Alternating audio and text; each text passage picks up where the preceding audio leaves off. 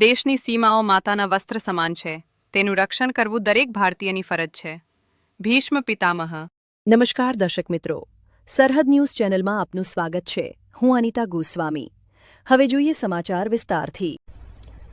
વાવ જિલ્લામાં ઓનલાઈન છેતરપિંડીનો વધુ એક ચોંકાવનારો કિસ્સો સામે આવ્યો છે. વાવ તાલુકાના મોરીખા ગામના ખેડૂત સાથે ટ્રેલરની ટ્રોલી વેચવાના બહાને લાખોની છેતરપિંડી કરવામાં આવી છે. મળતી માહિતી મુજબ મોરીખા ગામના ખેડૂત વિપુલભાઈ ઠાકોરે પોતાની ટ્રેક્ટર ટ્રોલી વેચવા માટે ફેસબુક પર જાહેરાત મૂકી હતી.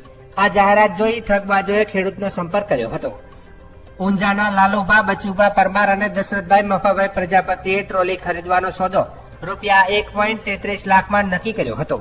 બાદમાં બંને આરોપીઓ ખેડૂતને વિશ્વાસમાં લઈ ચેક આપ્યો અને બેંકમાં જમા કરાવવા જણાવ્યું હતું. ચેક જમા કરાવ્યા બાદ આરોપીઓએ સુપર કેરી ગાડી પાછળ ટ્રોલી બાંધી લઈને સ્થળ પરથી ફરાર થઈ ગયા હતા. બીજા દિવસે ખેડૂતે બેંકમાં તપાસ કરતા ખાતામાં પૂરતું બેલેન્સ ન હોવાથી ચેક રિટર્ન થયો હોવાનું બહાર આવ્યું હતું. આ દરમિયાન ખેડૂતે આરોપીઓનો સંપર્ક કરતા તેમણે ધમકીભર્યા શબ્દમાં જવાબ આપ્યો કે જે થાય તે કરી લો, પૈસા નહીં મળે, જેને કારણે ખેડૂત ચોંકી ઉઠ્યો હતો.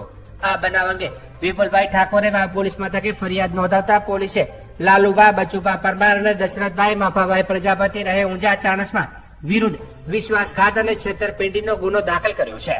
પ્રાથમિક તપાસમાં સામે આવ્યું છે કે આરોપી લાલુભા પરમાર અગાઉ પણ આવા પ્રકારની છેતરપિંડીના અનેક કિસ્સામાં સંડોવાયેલો હોવાની શક્યતા છે.